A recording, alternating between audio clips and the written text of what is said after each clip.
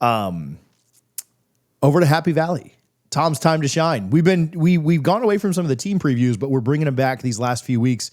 Only a few weeks left until college football is back, and we're talking about Penn State today. I guess my big question for Penn State, Tom, as we get this thing started, is it fair that they're the favorite in the Big Ten, and is this the year they win it?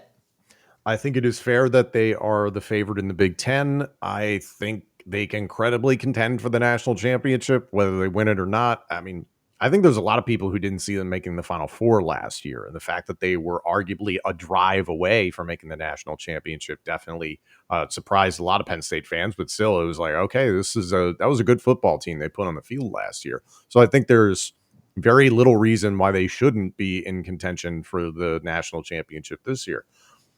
Drew Aller is the most polarizing quarterback in college football. And I think it's because he's such a even keel person. It's kind of like looking at a piece of art, is that it's entirely up for your interpretation. You hate it or you love it because there really is no strong emotional pull one way or the other. He just stays level.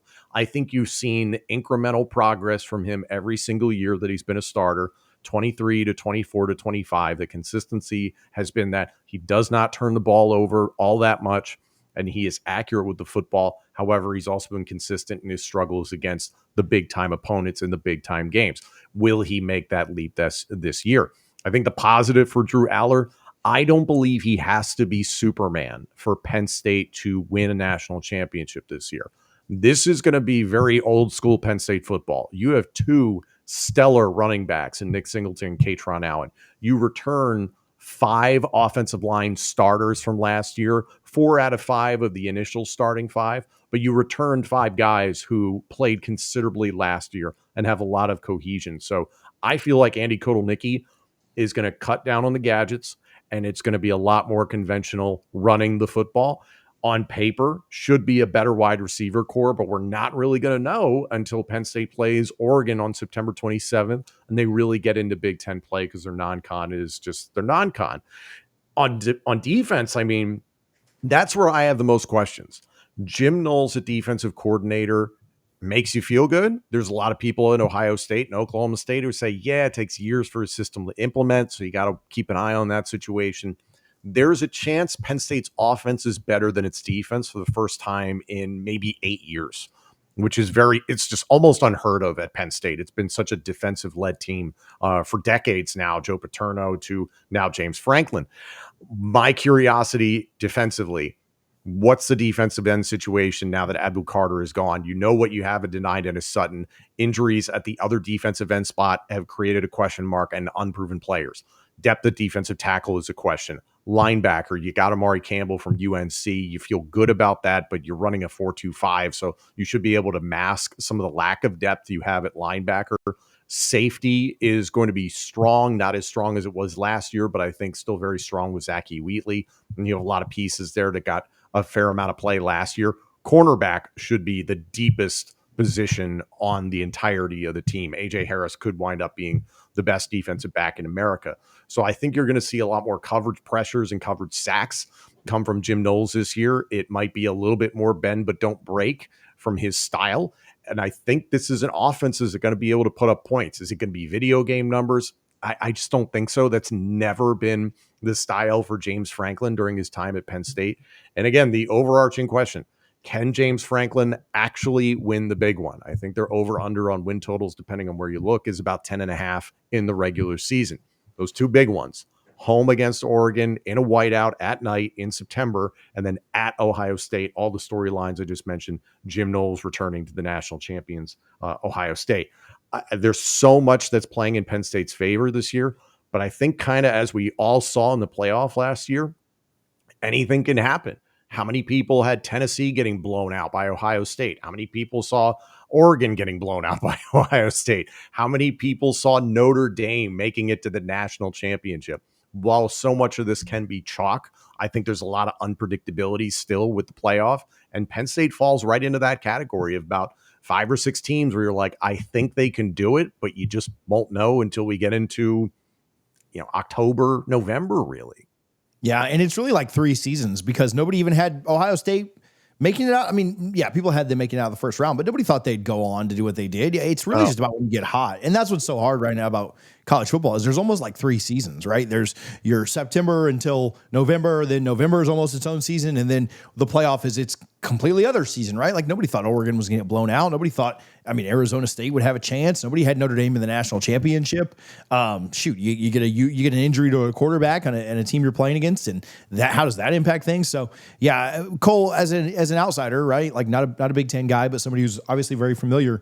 Are you picking Penn State to win this thing from a Big Ten perspective? Again, I think the playoff is predicting a playoff right now is incredibly hard to do. But what are your thoughts on them competing and possibly winning the Big Ten? So SEC Homer Cole right here, the one who says the SEC is the most dominant conference and deserves to only be on top. In the spring, if you remember, said Penn State was going to win the national title. That's how high I was on them. And they were my number 1 team in my way too early top 25 rankings. At worst, they're going to drop down to number 2 when I release my way too early top 25 rankings. I love everything about Penn State. They made the best hire of the entire offseason by getting Jim Knowles. They have 5 returning offensive linemen with proven experience. They have 2 of the top 5 best running backs in college football. I know that Tom is a little bit weary about Trevor Pena. I love Trevor Pena's tape. I think it's phenomenal. I think Devontae Ross was a very under-the-radar move that is not being talked about enough because he played at Troy while Kyron Hudson was the selling point. I think he's going to be wide receiver 3. I like the tight end room. I like the defense. I like that there is an identity that you're bringing on back, and I like that you're going to have the opportunity to kind of at this season, nut up or shut up.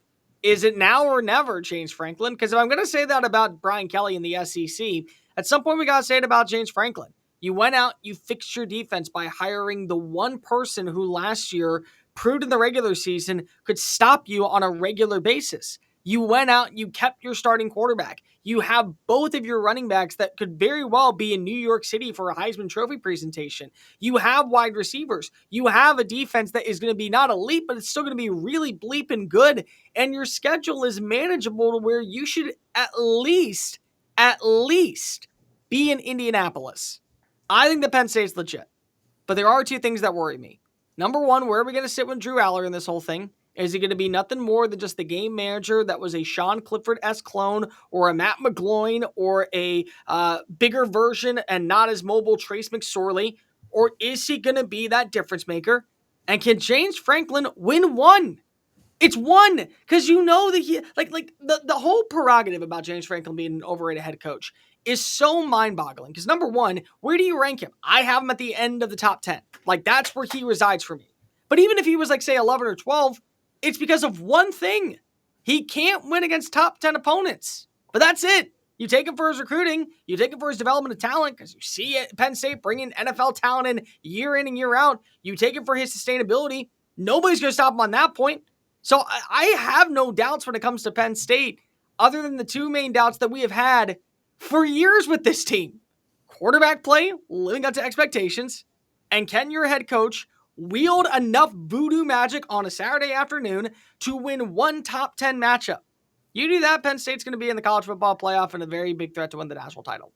And I think the criticism of him of not winning the big game, and maybe this is a good ending point for this. I get either or both of your thoughts on this. I think that's a little unfair too, because what we're basically saying is he's not pulling upsets. He's not beating teams that have more talent than him. Most of the time, that's the issue. It's not that he's losing games he shouldn't. It's not that he's underperforming. He's just, most of the time, not all, but a lot of Franklin's losses are to teams that had more talent than he had. And it's hard to, I don't know, that's a really minor fault, right? It's like losing a race to a guy that's faster than you, right? And so, yeah, I mean, you'd like to pull upsets here or there, but man, that is a really, in my opinion, that's a very weak criticism of him. And I'm not calling you saying it, Carl. I think that the narrative itself is just weak to basically say, yeah, he doesn't pull enough upsets. Who does? Like, who is the coach out there that is consistently pulling upsets that they should not win? There are very few, if any. Like, most of the time, the better team wins in these things, right? The team with more talent, the team that we think should win, most of the time wins. Or if there's a coach that is consistently pulling upsets, they're also losing games they're not supposed to. Brian Kelly's won a lot of games that they shouldn't have won, but they've also lost a lot of games they should have won. I don't think it's quite the same when you look at Penn State. They usually win the games they're supposed to, and then lose the games they're supposed to as well. So I don't know. I think the criticism of him being overrated because he can't win the big one, those big ones are typically his team being outmanned. This year, to follow all that up, this year, that's fine. Is this the year where they're the least outmanned that they've ever been? Is this their best chance to pull an upset, and the upset itself being a little bit smaller than it ever has been before? I think that's probably fair. I think this would be the one where you'd say, yeah, dog, now it's time to go win. But shoot, you're still asking a team to go win in Columbus, and that's, against still a top 3 roster in college football. I think that, this would be the year to do it, but I think it's a little bit of an unfair criticism. Tom, is it him at times? Tom, is it fair to say that just after a while you're done of hearing that this is the year, this is the year, this is the year, and then you know that on the schedule it's an 0-2 start because you're facing off against the number 5 team and the number 3 team? Like, that's the criticism that I have. It's every year, okay, where is number 5, where is number 3, where is number 4, and where is number 1? If they're on the schedule, just chalk that up as a loss.